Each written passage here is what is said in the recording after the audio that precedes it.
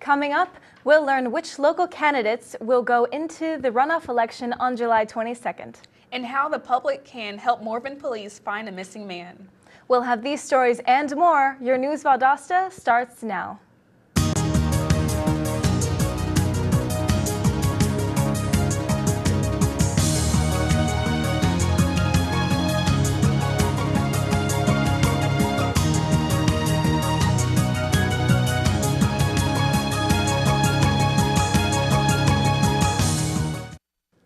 Welcome to News Valdosta. I'm Chishelle Williams. And I'm Hannah Hedges.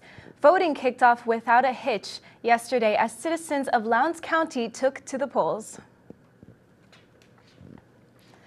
The results are in. For the Lowndes County Board of Education District 1, Mike Davis won an incumbent seat along with Eric Johnston, who won for District 2.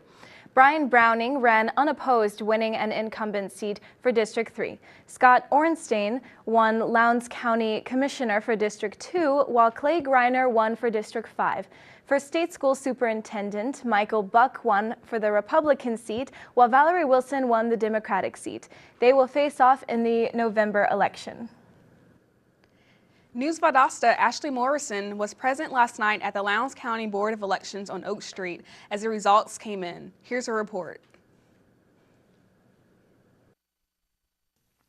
On Tuesday evening, May 20th, voting started at the Lowndes County Board of Elections. My name is Jalen Henderson. I'm from Valdosta, but I lived in Atlanta for 11 years. I've been working here for 4 years. I do clerical work or busy work. I'm the only male, so I do a lot of things that everybody else doesn't want to do. As the ballots rolled in, candidates, friends, and family patiently viewed the results. My name is Susan Henley. I'm the Assistant Supervisor of Elections. And today we have just mainly been trying to keep the precincts going. We have answered any of the questions and solved problems that they have had. We have answered a lot of where do I go vote questions, which has been major telephone ringing and coming in to find out where their precinct is. Some precincts have closed and there has been some moving in that area. So we're just here to answer all their questions and get everybody on the track to voting. I'm Ashley Morrison reporting from News Valdosta. Police need the help of the community to find a missing man from Morven. Colin Jenkus is a 6'5", 45-year-old African-American male weighing in at 180 pounds. He was last seen at the Uplift Center in Brooks County. Police are becoming increasingly concerned as the hours go by. Anyone with information about the missing man is asked to call the Morven Police Department. Now let's turn to news reporter Brianna Hines, who has a report on a wave of thefts happening in Moultrie. More than $18,000 of valued merchandise was stolen from different work sites over the weekend. Merchandise such as trailers and tools, U-Haul trucks, cameras, DVD sets, televisions, and even a goat. More than 16 people were arrested and charged with crimes ranging from shoplifting to driving without a license. These crimes were so widespread that the sheriff's office and the police department of Moultrie County had to get involved. This is the biggest of the biggest theft that has ever happened in Moultrie County. Now law is more strict. With News Valdosta, I am Brianna Hines. According to police, $1.5 million was stolen over a period of 6 years from Ambassador Personal Incorporated in Thomasville. Now, 44-year-old Neil Fennell is charged with embezzling money from the Thomasville business while he was employed with the company. Fennell is currently out on bond and faces embezzlement charges. The Lowndes County Historical Museum is an important part of the community. Reporter Andrea Bonaparte has more on this local cultural institution. Hi, I'm reporter Andrea Bonaparte reporting live at the Lowndes County Historical Museum right behind me. Today I had a chance to look at the artifacts inside, had a chance to talk to a few people, and much more coming up. The museum is free to the public. However, the museum also accepts donations from the community and as well as visitors all over. By giving back to the museum, you will help preserve artifacts and much more. We do get extra income. One thing where people have been very generous with us is with memorial donations. And they do help us cover expenses. Sometimes what we get in memorials, sometimes, provides buying new equipment and all that. The museum houses over hundreds of artifacts and exhibits that were brought to the museum over the decades. The employees of the museum are dealing with the struggles of not having enough room for all of the artifacts and exhibits at the museum. The employees came up with an alternative on how to make more space for the old and the new artifacts at the museum. The alternative is by using a blackboard poster. It was chosen because of its versatility and mobility. My name is Ralph Vollaton. I'm down at the Lowndes County Valdosta Historical Society, and I'm here to donate a couple of pictures of my great-grandparents, Joseph Edward Vollaton and Maddie Rouse Vollaton. They were founders of Vollaton's Dairy Farm out on Bemis Road, and wanted to give these to the museum so that others could enjoy it and learn from history. I'm reporter Andrea Bonaparte, and I'm reporting from News Valdosta. When we come back, Georgia state officials recently paid off $1 million loan, which may result in more job opportunities and increase the state revenue. And people behind on their child support payments are given a chance to catch up with no penalties. Stay with us. When every moment matters and a hand reaches out, when someone gives blood and a life is saved, that moment when heartbreak turns to hope, you're there through the American Red Cross. Every day, the Red Cross responds to nearly 200 neighborhood emergencies, and your support makes it possible. Use this moment to join us today. Visit redcross.org. Valdosta State University. Encouraging. In-depth inquiry. Hands-on experience. Service and involvement. And a global view. While offering a beautiful residential campus. Over 100 fields of study. Graduate and online degrees. And championship athletics. All in a warm and friendly community. Get connected and involved. Do more, become more. Valdosta State University. Welcome back to News Valdosta. Georgia has recently paid off a $1 billion federal loan used to help fund the state's unemployment insurance benefits during the Great Recession. State officials say a final payment of $62.5 million to the U.S. Department of Labor from state officials was sent off last week. The state plans to issue an interest payment of $2.7 million by September 30th. By repaying the loan 2 years early, employers don't have to worry about paying extra federal unemployment taxes. Collectively, the state has paid almost $4 billion since the beginning of the loan's disbursement through the end of March. The Georgia State Division of Child Support is allowing those that are behind on their child support to get back on course without any penalties this week. The statewide initiative, also called Settlement Week, which gives non-custodial parents the opportunity to pay back their child support obligations for the given amount or in the full to avoid additional consequences. Friday is the last day selected parents will be able to make a payment to their local Division of Child Support Services without additional penalties. A new study released by the National Complete Streets Coalition lists the 5 deadliest states for walking, with Georgia and Florida both making the top 5. There have been 47,025 national pedestrian deaths in the past 10 years, a number that tops deaths from natural disasters over 16 times. Some of the factors in the fatalities include vehicle speed, road design, and lack of sidewalks and street crossings. Director of National Complete Street Coalition, Roger Miller, says the deaths could be easily prevented through policy, design, and practice. The Turner Center for the Arts is having a ceramics open lab, and the citizens of Valdosta can participate for free. Here's Highland Park with more on the story. Now we are the Turner Center for the Arts, and today the host Martin Hayton will open the lab for free. Selected for the position of artist in residence for the Turner Center for the Arts, and part of that involved doing a public art project, coming up with a proposal. And what I proposed was a kind of a history of this area, Valdosta and Lowndes County, and I kind of took on a little ambitious project which involves the history from the very beginning. Some people call it the creation, some people call it Big Bang. But starting from that period on up, going through what's called the Cambrian explosion, which was a huge expansion of life, through large aquatic animals like dinosaurs, and then the dinosaurs, the megafauna like mastodons, mammoths, saber-toothed tigers, giant sloths. I wanted to participate in this workshop because I think that artists collaborating together and kind of working together in different sections and different components of the project to produce one thing is a really cool thing. You don't see that as often.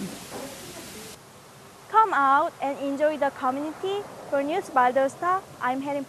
A meeting held by the South Georgia Regional Board Committee explained just how the library plans to continue to meet the needs of its patrons.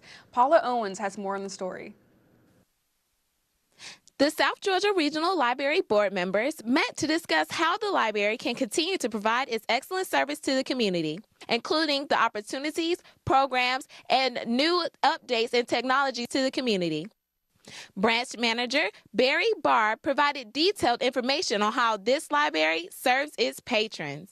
Well, the programs through the library have been growing even more so than what circulation shows, because the library here itself and the other libraries in our system provide after-school reading programs, summer programs. We have a lot of growth in the computer access. You can walk through any library any hour of the day we're open, and you'll find most every terminal is open.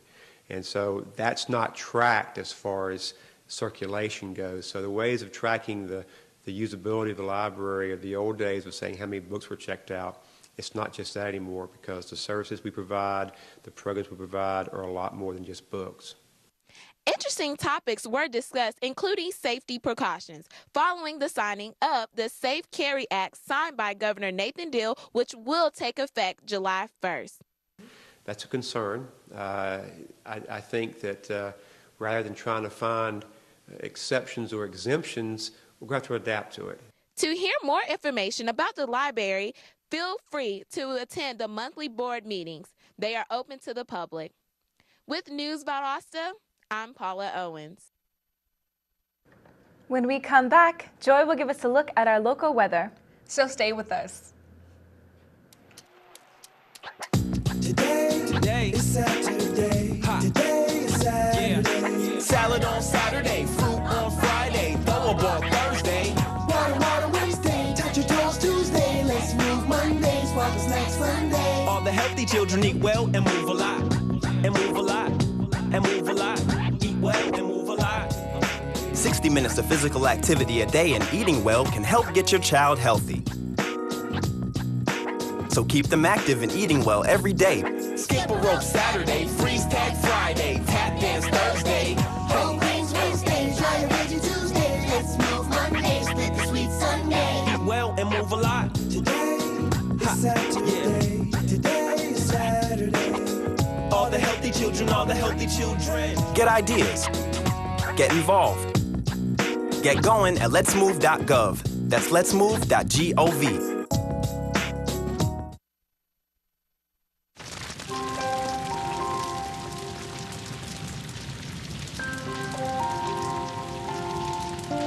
A single ember that escapes from a wildfire can travel more than a mile. That single ember can ignite and destroy your home or even your community. You can't control where that ember will land, only what happens when it does. Get Fire Adapted now at fireadapted.org. Welcome back to News Valdosta. The weather outside is absolutely beautiful, but will it continue? Let's ask weather anchor Joy Cohn. Joy, what's the forecast? It's a great day with the temperature at a hot 91 degrees. It might be a good idea to carry around bottled water with you to stay hydrated. There is no chance of rain today. The winds are light and varied again, which will be helpful in cooling our body temperatures down. Tonight will drop to 67 degrees, not as cool as it has been the past 2 days. Enjoy your nightly outings without worrying about taking a sweater. However, there will be a few light winds, so dress accordingly. Tomorrow, the temperature will continue to rise with a high of 94 degrees and a low of 67 degrees, so continue to prepare for heat. The UV index is set at 11, so be sure to protect your skin. If you're engaging in any outdoor activities today, make sure to stay hydrated and use sunscreen. The pollen count today is medium. You can get back in the garden, but be sure to keep your allergy medicine near just in case. Back to you, ladies. Thanks, Joy. When we come back, Ashley Mooneyhan will give us our latest in sports, so stay with us.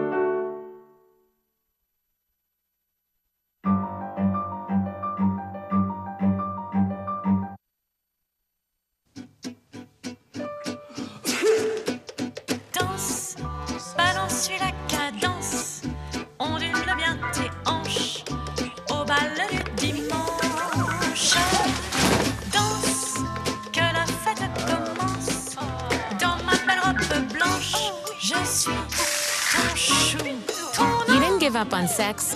Don't give up on birth control either. There are more methods than you think. Find yours at bedsider.org.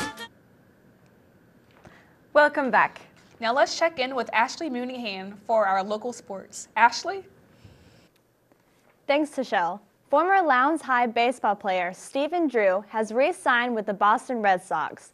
Drew originally spent one season in Boston last year and turned down a $14.1 million offer after helping the team capture their third title in 10 years. He has now accepted a $10 million one-year deal.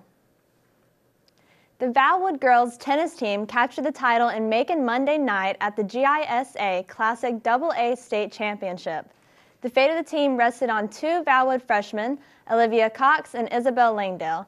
They came through at number 2 doubles when they rallied in a victory against the Wildcats. This Sunday concluded the YMCA National Diving Championships at the Fort Lauderdale Aquatic Complex. Parker Hardigree, one of 4 Moss Farms divers from Moultrie, brought back a silver medal. In the finals, Hardigree turned in a 408.45 to finish second behind Justin Sudokoff, who had a 440.80. It's been a great week at the Forest Hills Golf Club for the Columbus-based Brookstone High School men and women's golf team. The men's team shot 301 on Monday, persisting in their new 5-streak tradition of winning the state championships. Celebrating this year alongside the women's team and their unsurprising 8th state title. Also placing in medals was Columbus High, who celebrated by jumping into the Waynesboro Country Club pool. 11-year-old Lucy Lee made history Monday when she became the youngest to ever qualify for the U.S. Women's Open. The 11-year-old from Redwood Shores, California, earned her way into the event by shooting rounds of 68 and 74 on the par 72 Old Course at Half Moon Bay in sectional qualifier. The U.S. Women's Open will be held at Pinehurst June 19th through the 22nd. Race car driver Kurt Busch practiced for the Indy 500 on Monday when his car burst into flames after hitting the wall in the second turn. Busch was checked and released from the care center and cleared to drive within 15 minutes. He will be attempting to become the 4th driver to complete the Indy 500 and NASCAR Coca-Cola 600 on the same day. Busch will use a teammate's backup car for Sunday's race. Lowndes Dugout Club will host the 17th annual South Georgia Diamond Brawl June 19th through the 21st. It is open to the first 50 teams with high school eligible players. Teams are to register no later than June 2nd. An entry fee is required and game balls are provided. Information about tournament schedules, rules, and field directions can be found on the Lowndes Baseball website. That's all for your sports today. Back to you ladies at the news desk. Thanks, Ashley. When we come back, we'll tell you where you can cool off with hot summer swimming lessons. And we all enjoy activities that won't break our wallets. And one activity in particular will get you in shape and won't cost a cent, so you don't want to go away. We'll be right back.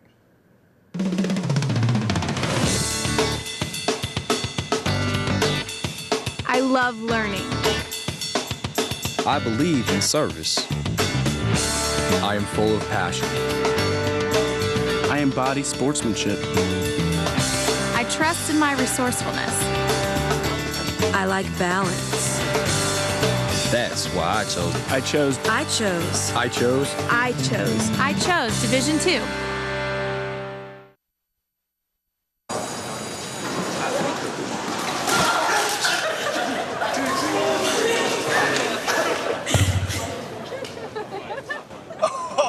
That's low. That's low and below. Look, he's blushing. Seriously? Okay.